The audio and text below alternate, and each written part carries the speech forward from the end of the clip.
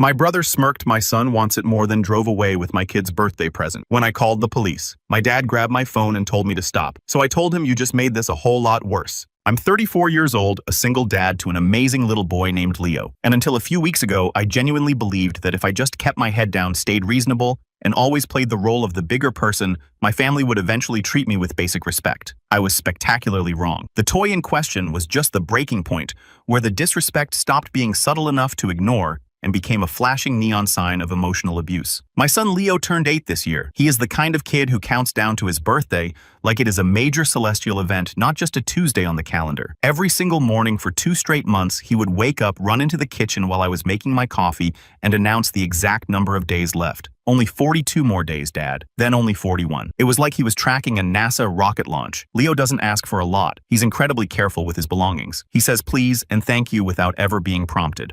And he still gets genuinely thrilled over small things that most kids his age completely take for granted, like an extra scoop of ice cream or a trip to the local park. About 4 months before his birthday, we were walking past a sporting goods store in our neighborhood when he saw it, a miniature battery-powered electric dirt bike. It was a beautiful custom-painted metallic blue Razor MX 350 with heavy-duty knobby tires and matte black handlebars. He stopped so suddenly on the sidewalk that I nearly tripped right over him. He just stood there staring through the glass, his little hands shoved deep into his jacket pockets, rocking back and forth on his heels. "Dad!" he whispered, his breath fogging up the glass. "That is the coolest thing I have ever seen in my entire life." He didn't beg for it.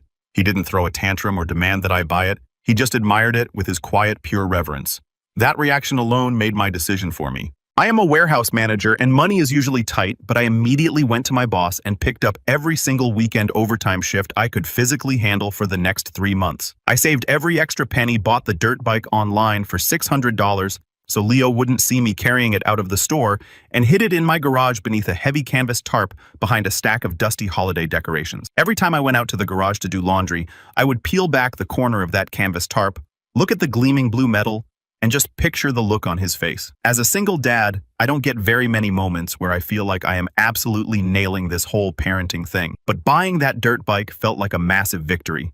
I couldn't wait. Unfortunately, family birthdays in my world are rarely just about the person whose birthday it actually is. They are mandatory group events controlled almost entirely by my parents and held at their house.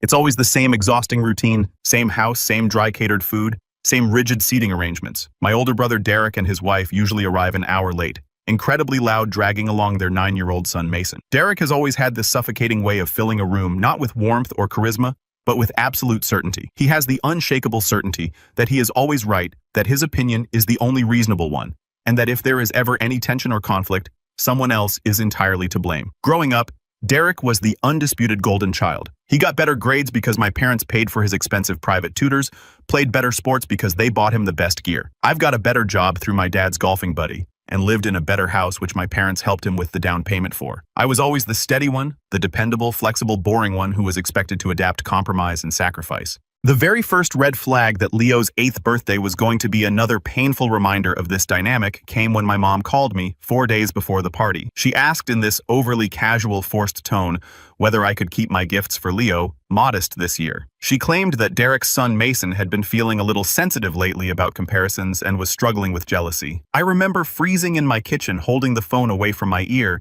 and just staring blankly at the refrigerator. I finally said, "Mom, it is Leo's birthday. He is turning 8. I'm not punishing him to manage Mason's feelings." She let out this long theatrical sigh, the exact sigh she uses whenever she thinks I am being deliberately difficult. "I know, Ethan, but you know how Derek's family is right now.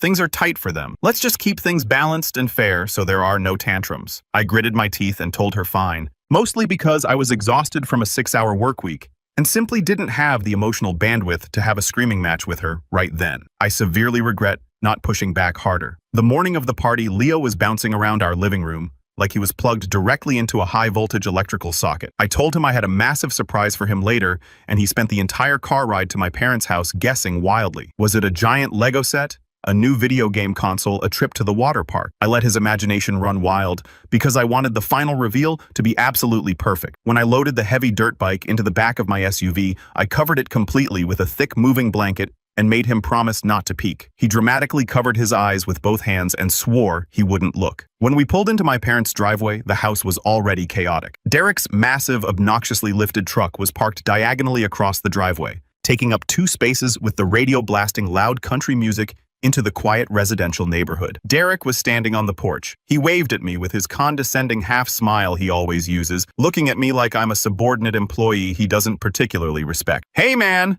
he yelled over the music. "You're late." We were actually 10 minutes early. The first hour of the party was relatively normal. There was cake on the kitchen island, some cheap balloons taped crookedly to the walls, and my dad was stationed near the backyard grill like a military sentry. Leo politely opened a few small generic gifts from my parents and some extended relatives, some socks, a science book, a cheap board game. He smiled genuinely and said thank you to every single person, but I could tell he kept glancing out the window toward my SUV, practically vibrating with anticipation for the big surprise I had promised. When I finally walked out to the driveway, pulled the heavy dirt bike out of the trunk, and wheeled around to the backyard patio, my heart was hammering with excitement. I felt that overwhelming bursting swell of pride in my chest that every parent chases. I wheeled it slowly onto the grass and tapped the little silver bell on the handlebars. Leo completely froze, his jaw practically unhinged. He didn't scream, he didn't jump up and down, he just stared at the gleaming blue metal, his eyes wide as saucers, like he was terrified it was a mirage that would vanish if he blinked. "Dad," he whispered, his voice trembling. Is that really mine?" I nodded, beaming. He sprinted across the yard and hugged my waist so hard he nearly knocked the wind out of me. It was a perfect, beautiful moment. That should have been the end of the story. A happy kid, an awesome dirt bike, and a core memory locked in forever. Instead, I looked up and noticed Derek watching us from the corner of the patio, his jaw clenched tight and his eyes narrowed. His son Mason had gone completely silent too, staring at the dirt bike with a dark, petulant expression I recognized instantly. It was the exact look that screamed, "Someone else has something shiny that I want and my dad is going to fix it for me." Derek slowly walked over, holding his beer crouched down next to the dirt bike, and started inspecting it like a mechanic looking for flaws in a used car. "Wow," he said, his voice carrying loudly over the chatter of the party. "That is a pretty serious, expensive machine." He stood up and glared directly at me. "Didn't Mom talk to you about keeping things simple this year, Ethan?" I felt my blood pressure spike, but I kept my voice perfectly even for Leo's sake. "It is my son's birthday, Derek. I bought him a gift with my own money." Derek scoffed and rolled his eyes. "Yeah, but you know how kids are at this age? They compare everything. Feelings get hurt when someone shows off." He reached down and aggressively ruffled Mason's hair. "Right, buddy? It's not really fair, is it?" Mason crossed his arms and glared at Leo. My mom immediately rushed over, nervously wiping her hands on an apron, and loudly announced that it was time to cut the birthday cake, desperately trying to diffuse the tension. The uncomfortable moment passed, or so I foolishly believed. I spent the next 45 minutes proudly watching Leo ride slow, cautious circles around the empty half of the driveway, laughing hysterically every time he revved the little electric motor. I finally relaxed. I figured Derek had complained, gotten it out of his system, and would now drop it. I walked inside the house for less than 3 minutes to grab a stack of paper plates and some napkins. As I was walking back toward the front door, I heard a heavy vehicle tailgate slam shut. I looked through the living room window just in time to see Derek violently shoving my son's brand new electric dirt bike into the bed of his lifted truck. For a fraction of a second, my brain literally short-circuited. I couldn't comprehend what I was looking at. Then the adrenaline hit. I dropped the paper plates, threw open the front door, and sprinted down the driveway, my heart hammering against my ribs. "What the hell do you think you are doing?" I shouted. Derek didn't even flinch. He didn't look guilty or surprised. He just calmly secured the tailgate, dusted off his hands, and turned to face me with a sickeningly smug smirk. "Relax, Ethan. I'm taking it back to my place for a while. Mason is clearly very upset, and it's incredibly selfish of you to just rub this expensive toy in his face. You can easily just buy another one for Leo later." That was the exact moment something deep inside my soul fundamentally fractured. It didn't explode into a fiery rage. It didn't snap loudly. It just shifted violently and permanently, like a tectonic plate giving way under decades of crushing pressure. I looked past Derek's smug face and saw my 8-year-old son standing on the porch. Leo looked utterly devastated, his little hands clenched into tight fists at his sides, his lower lip trembling violently as he tried desperately not to cry in front of everyone. I didn't just stand there. I sprinted straight toward Derek's truck, grabbed the tailgate with both hands, and shouted for him to put my son's bike back where he found it. Derek shoved me hard enough to stagger me backward and yanked the tailgate shut. I reached for the driver's door, fully intending to pull it open, but before I could get there, my parents rushed out of the house. My mom grabbed my arm, her grip surprisingly tight, pulling me back. "Ethan, please!" she hissed frantically, keeping her voice low so the neighbors wouldn't hear. "Let's not make a massive scene out here. The kids can sense the tension. Just let him take it for now." I whipped my head around to stare at her, utterly bewildered. "He is literally stealing my son's birthday gift. He just stole it right out of the driveway." My voice sounded hollow, completely detached from reality. My dad stepped up, his face stern and completely devoid of sympathy. "He's just borrowing it to keep the peace, Ethan. You heard him. You make good money? You can just go get another one tomorrow. Stop being so dramatic and ruining the party. It's not the end of the world. I stood there paralyzed by the sheer audacity of the gaslighting. Derek casually hopped into the driver's seat of his truck, started the engine, and slowly drove away with my son's birthday gift sitting in the back. I pounded on the side of the truck as Derek backed toward the street, shouting that he was stealing my son's property and that I was calling the police. My dad wrapped both arms around my shoulders while my mom kept pleading with me to calm down. By the time I finally broke free, Derek was already halfway down the street. I pulled out my phone to dial 911, but Leo's sobbing stopped me cold. He slowly walked down the steps, tugged gently on the sleeve of my shirt, and looked up at me with tears finally spilling over his eyelashes. "Dad," he whispered, his voice cracking. "Did I do something wrong? Was I not supposed to ride it?" That question felt like a physical knife twisting in my stomach. The anger finally erupted in my chest, hot and blinding. I dropped to my knees, pulled him into a fierce hug, and told him, "No, Leo, you did absolutely nothing wrong. None of this is your fault. I promise you I'm going to fix this." The rest of the party was a surreal, sickening blur. We went back inside and my family completely pretended nothing had happened. They ate cake, laughed, and drank beer. My dad made a terrible joke about the weather. No one mentioned the dirt bike. No one mentioned Derek's sudden absence. It was a silent collective agreement that my son's trauma was completely irrelevant compared to keeping Derek happy. I watched Leo push his slice of cake around his plate with a plastic fork, his joy completely extinguished, and I felt a cold, dark resolve settle into my bones. When we finally left, my mom hugged me at the door and whispered, "Don't hold a grudge about this, Ethan. Family is always more important than material things." I didn't say a single word to her. I just buckled Leo into my car and drove home in total silence. That night, Leo asked if he could sleep in my bed, something he hadn't done since he was a toddler. As he curled up under the blankets, he asked in a tiny, broken voice, "Dad, does Mason need the bike more than me because he's better than me?" I felt hot tears sting my own eyes. I stroked his hair and said, "No, buddy. Mason isn't better than you. Sometimes adults make incredibly selfish, terrible choices, and they don't care who they hurt. But you are the best boy in the world and I love you." He fell asleep, gripping my shirt tightly in his fists. I stayed awake, staring at the ceiling until the sun came up, replaying the scene over and over. I was done. I was so completely, permanently done. Update 1. The next morning, my phone started exploding with notifications before I even poured my coffee. There was a text from my mom. "Hope you've cooled down, honey. Let's all just move on." A voicemail from my dad telling me to be the bigger man. And a text from Derek. "No hard feelings, bro. Kids are kids. You know how it is. Mason loves the bike." I didn't reply to any of them. Instead, I sent one single message to a family group chat that included my parents and Derek. "I want the dirt bike returned to my house by 5 p.m. today." Derek replied instantly, "Lowell, relax. Let's talk later. You're being hysterical." 5 o'clock came and went. No bike. When I called Derek, it went straight to voicemail. When I called my parents, my mom answered and instantly went into full mediator mode. She told me Mason had already bonded with the bike and taking it away from him now would cause the poor boy unnecessary trauma. She literally asked me why I was so obsessed with a piece of metal. "Because it wasn't yours to give away, Mom," I said, my voice dangerously calm. "And it wasn't Derek's to steal." She sighed loudly. "You are making this so much harder than it needs to be, Ethan." I hung up the phone. Over the next few days, the psychological warfare escalated. Derek posted a photo on Facebook of Mason riding Leo's blue dirt bike, captioned, "Teaching my boy that sharing is caring. Best weekend ever." My mom loved the photo. My dad commented with 3 fire emojis. It was a coordinated campaign to show me that I was entirely powerless. But what they didn't know was that I had stopped being sad and I had started getting busy. The very first thing I did was drive to a premium motorsports dealership 2 towns over. I didn't buy another $600 Razor. I bought a $1,200 top-of-the-line gas-powered Yamaha PW50 mini motorcycle. It was bright red, incredibly loud, and an absolute beast of a machine. I bought a top-tier helmet, riding boots, and chest protectors. I brought it home, parked it right in the middle of the living room, and waited for Leo to get off the school bus. When he walked inside and saw it, he dropped his backpack. He looked at the bike, then looked at me, terrified. "Dad, is someone going to take this one away too?" I knelt down, looked him dead in the eyes, and said, "Nobody is ever taking anything from you ever again. I swear it on my life." The smile that broke across his face was like watching the sun come out after a hurricane. We spent the entire weekend at a local dirt track. He laughed so hard he got the hiccups. That sound was my fuel for what came next. While Leo was asleep, I started digging. For years, I had been the reliable one. I was the one who fixed my parents' computers,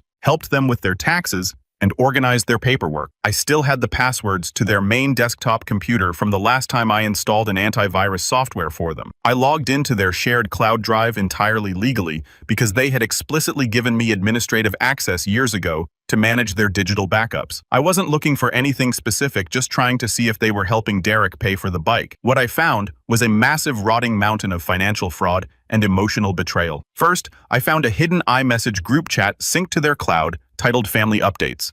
A chat that included my parents, Derek, and Derek's wife. I wasn't in it. I scrolled back through months of messages. They talked about me constantly. They mocked my job. They called me boring, too sensitive, and a convenient ATM. But the message that made my blood run ice cold was sent by my mom 2 days before Leo's birthday party. Derek, I know Mason wants the dirt bike Ethan is buying. Just let Ethan bring it to the party and you can take it home later. Ethan won't fight back. He never does. It's easier to just let you have it than deal with Mason crying. We'll handle Ethan's emotions. They had planned the theft. It wasn't a spur-of-the-moment reaction. It was a premeditated robbery, facilitated by my own parents. But the messages weren't even the worst part. As I dug deeper into their saved financial PDFs, I found a folder labeled Derek House. I opened it and discovered a series of bank statements. 5 years ago, when I was 29, I had temporarily co-signed on a small personal loan to help my parents fix their roof. I paid my portion, the roof was fixed, and I forgot about it. But they never closed the joint line of credit. According to the documents on the screen, my parents had secretly kept that line of credit open, forged my digital signature on an extension document, and maxed it out to the tune of $45,000. Where did the money go? Direct wire transfers to Derek's bank account to pay for his massive home renovations, his wife's luxury SUV lease, and his recent business investments that went nowhere. They had stolen my credit capacity, risked my entire financial future, and burdened my name with $45,000 of debt to fund my golden child brother's lavish lifestyle. And now the cherry on top, the most recent bank notice, showed that they were 3 months behind on the payments. The bank was threatening to send the account to collections, which would utterly destroy my pristine credit score. I sat in the dark glow of my computer monitor at 3 a.m., vibrating with a level of rage I didn't know a human body could contain. I didn't cry, I didn't scream, I just started printing. I printed every single text message, every single bank statement, every single wire transfer receipt. I compiled a massive, irrefutable binder of their crime. The next morning, I took the day off work. I went straight to the bank. Because my name was technically on the account as the primary guarantor, I had full legal authority over it. I sat down with the branch manager, presented my ID, and explained that I believe the recent extensions and withdrawals were fraudulent and unauthorized by me. I initiated a formal fraud investigation, immediately froze the entire line of credit, and revoked my parents' access to the funds. The manager informed me that doing this would trigger an immediate default status on the $45,000, meaning the bank would aggressively pursue my parents for the full balance immediately, and they would likely put a lien on my parents' house. I smiled and said, "Please proceed as quickly as possible." Then I drove to the local police precinct. I walked up to the desk sergeant and calmly filed a formal report for grand theft. I gave them the make, model, serial number, and receipt for the $600 electric dirt bike. I named Derek as the thief. I provided his home address, his license plate number, and screenshots of his Facebook post bragging about having the stolen property. I explicitly stated I wanted to press full criminal charges. The officer took my statement, handed me a copy of the official police report, and told me a detective would be reaching out to Derek shortly. I went home, put the binder and the police report into a neat manila envelope, and waited. 2 days later, the trap presented itself perfectly. My mom called me, her voice dripping with fake sweetness. "Ethan, we are hosting a big family dinner this Sunday. A reset gathering. Derek wants to clear the air and apologize for the misunderstanding with the toy. We want to bring the family back together. Please bring Leo." I knew exactly what this was. They were going to corner me in front of the extended family, force a fake apology from Derek, and pressure me into letting it go so they could maintain their perfect family image. "I'll be there," I said smoothly. "But Leo is staying with a babysitter. This is an adult conversation." "Oh, wonderful," she chirped, completely oblivious to the hurricane heading directly for her house. "See you Sunday." Update 2. When I pulled up to my parents' house on Sunday evening, the driveway was packed. Aunts, uncles, cousins, they had invited everyone to witness my submission. I walked through the front door carrying nothing but my keys and the thick manila envelope tucked under my arm. The living room was buzzing with conversation. Derek was lounging in my dad's favorite recliner holding a beer, looking like the king of the castle. His wife was sitting on the sofa, scrolling on her phone. My parents were bustling around the kitchen. When they saw me, my dad aggressively clapped his hands together. "Ethan, good to see you, son. Let's get this silly little disagreement behind us." "Right." I walked directly to the center of the living room and stood in front of the coffee table.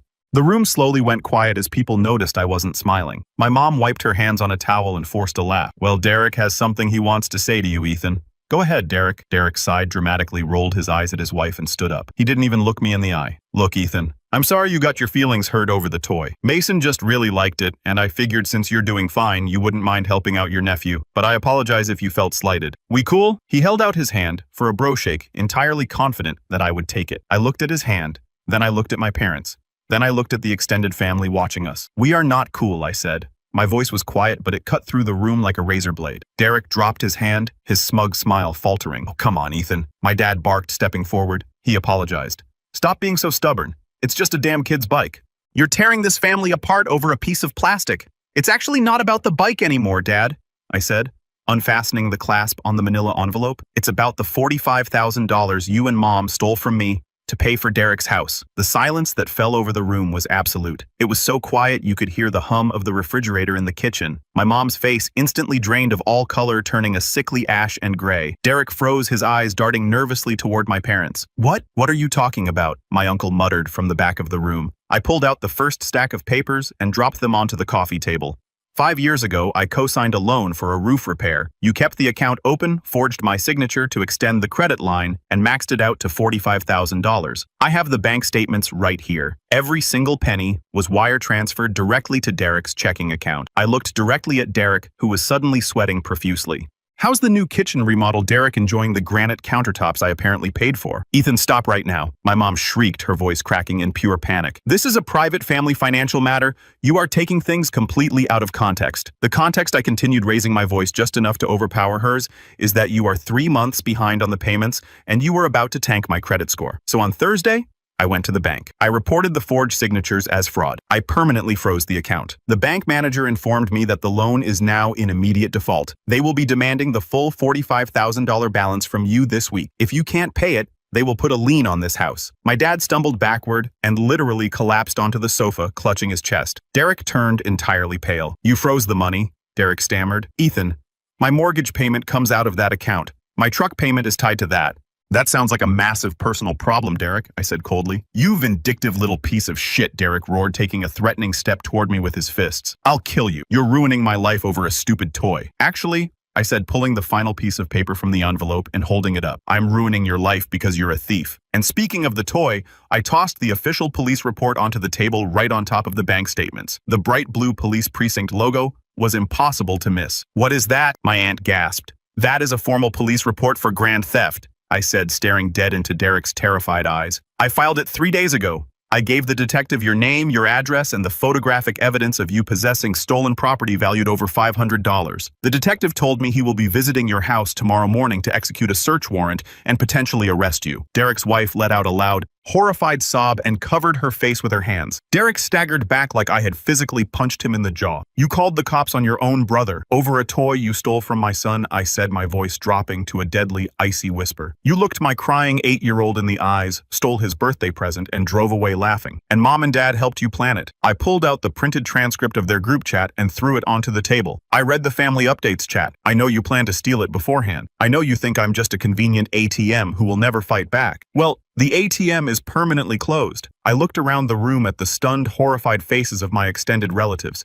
My aunts and uncles were staring at my parents in absolute disgust. You have 24 hours to return the dirt bike to my driveway in pristine condition. I told Derek, if it is there, I will call the detective and tell him the property was returned, though they may still pursue the charges. If it is not there, I will let them drag you out of your house in handcuffs in front of Mason. And as for the $45,000 bank fraud, I am cooperating fully with the bank's investigation. Good luck. I didn't wait for a response. I turned around and walked out the front door. My phone started vibrating frantically before I even started my car. My mom called 12 times in a row. Derek texted me a massive wall of texts begging, pleading, and threatening to sue me. I blocked every single one of their numbers, put my car in drive, and went home to my son. The fallout was spectacular and absolute. Less than 12 hours later, at 6 a.m. on Monday, I heard a loud screech of tires in my driveway. I looked out the window and saw Derek frantically untying the blue dirt bike from the bed of his truck. He practically threw it onto the grass, jumped back into his truck, and sped off like the devil himself was chasing him. The bike was perfectly fine. I wheeled into the garage and smiled. As for the rest of it,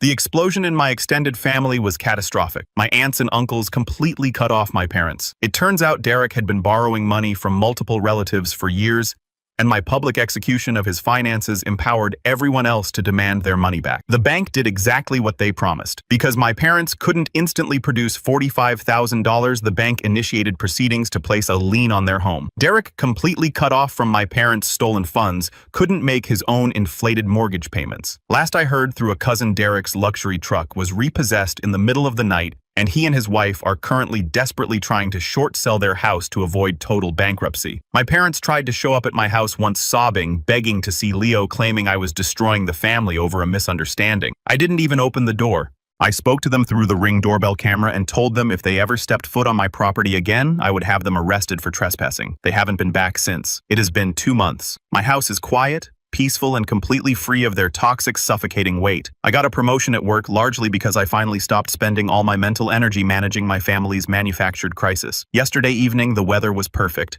I sat on my front porch with a cold beer and watched Leo absolutely tear up the empty cul-de-sac on his massive, roaring red Yamaha motorcycle. He was wearing his helmet completely covered in mud, laughing so hard the sound echoed off the houses. He pulled up to the driveway, cut the engine, and lifted his visor, beaming at me. "Dad," he yelled, his eyes sparkling. "Did you see how fast I went? Nobody can catch me." I raised my bottle to him, feeling a deep, profound peace settle over my entire life. "Nobody is ever going to catch you, buddy."